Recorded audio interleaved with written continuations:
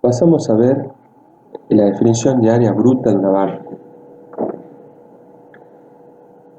En secciones formadas por elementos planos, ¿qué quiere decir esto? Una sección transversal de un elemento, ¿sí?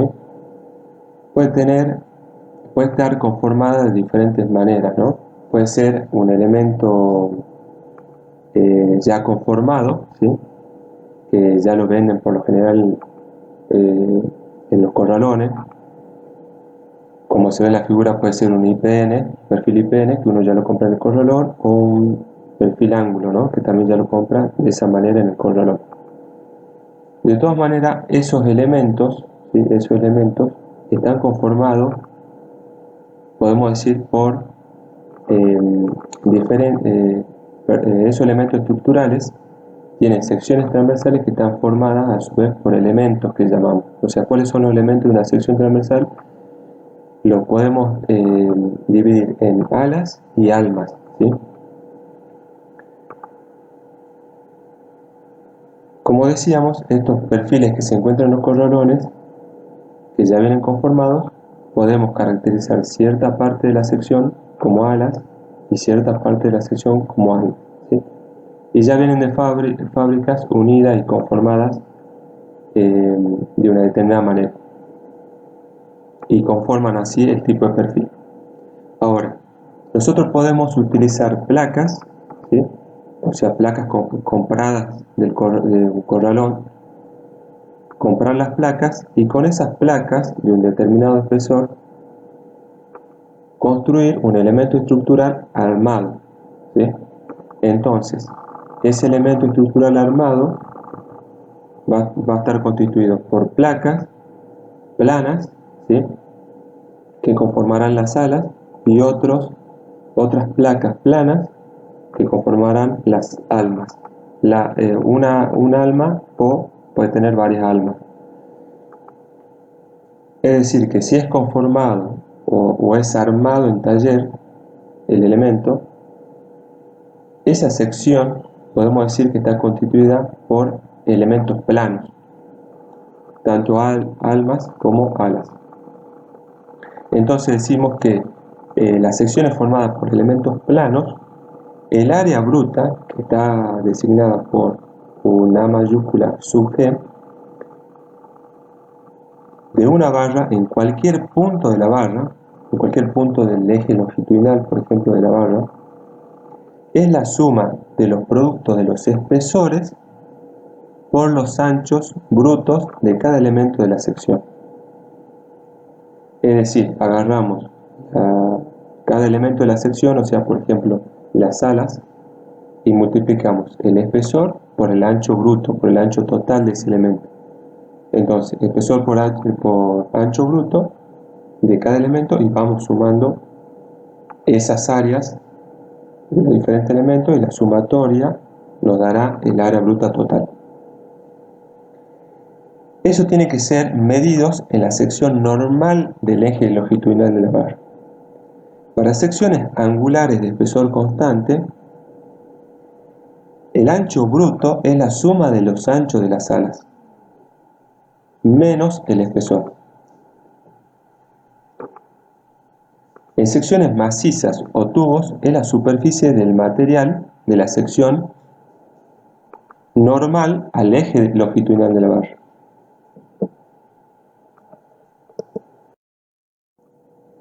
Bueno, pasamos a ver el área neta de la barra, muy importante para los cálculos.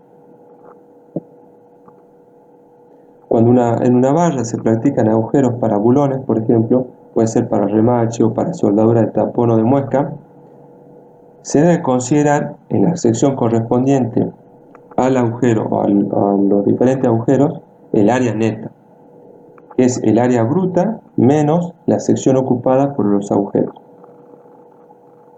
El área neta resulta necesaria para determinar la resistencia nominal frente a solicitaciones de tracción axial, que es paralela al eje de la barra, o solicitaciones de corte, que es normal al eje longitudinal de la barra.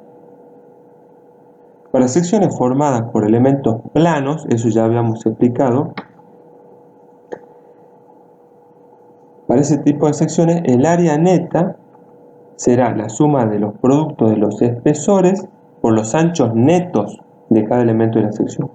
Es decir, que es una definición similar a la de sección bruta, pero los anchos, en vez de ser anchos brutos, son anchos netos. El ancho neto será el ancho bruto menos la suma de los diámetros de cálculo de los agujeros que existan en la sección considerada. Al ejecutar un agujero, sobre todo si esa ejecución se hace por medio de punzonado, se daña el metal circundante del agujero, por lo que el ancho de cálculo que se debe descontar es el diámetro nominal, el diámetro de cálculo, ¿sí?, en el cual hay que sumarle 2 milímetros más. O sea, por el daño circundante al agujero hay que considerar el diámetro de cálculo más 2 milímetros más para considerar esta cuestión de que se daña el material circundante. A su vez, también debemos recordar que los diámetros nominales del agujero siempre son mayores a los diámetros de cálculo de los bulones, ¿no? Bueno, entonces la sección que se resta, que se termina restando, ¿sí?, para el cálculo del área neta, es la de un rectángulo, ¿sí? O sea, si nos imaginamos el área de agujero, ¿sí?, que hay que restar, por ejemplo, de un agujero, ¿sí?, termina siendo el área de un rectángulo, ¿sí? Si hacemos una vista de corte transversal de la sección, o sea, si vemos la sección transversal del elemento, el área del agujero lo vemos como el área de un rectángulo.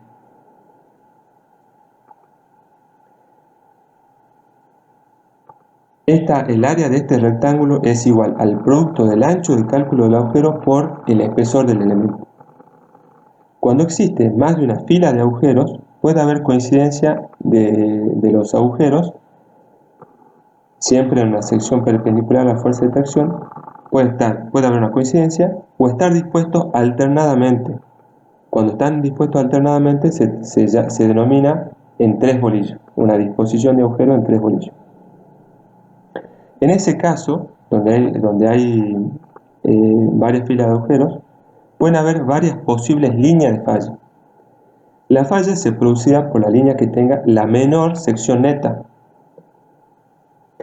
por lo que hay que calcular la sección neta de todas las posibles cadenas a lo largo de las cuales se puede producir la falla. Bueno, a lo largo de esas líneas de falla hay una combinación compleja de tensiones normales y cortantes provocada por la fuerza de tracción axial. Para resolver ese problema se utiliza una ecuación empírica para el cálculo del área neta. El ancho neto es el ancho bruto menos la totalidad de los diámetros de cálculo de los agujeros de la cadena considerada más la cantidad S cuadrado sobre 4G. O sea, el ancho neto es el ancho bruto menos la totalidad de los diámetros de cálculo de los agujeros de la cadena considerada, y a eso hay que sumarle un término, que es S cuadrado sobre 4G. Eso es para cada diagonal de la cadena. El S, nosotros habíamos visto ya en uniones abulonadas, el S era el paso y el G el gramil. Recordando, decíamos que el S es la distancia entre centros de dos agujeros consecutivos en la dirección de la fuerza. Y el G, que es el gramil, decíamos que era la distancia entre centros de agujeros de líneas consecutivas medida en dirección normal a la fuerza.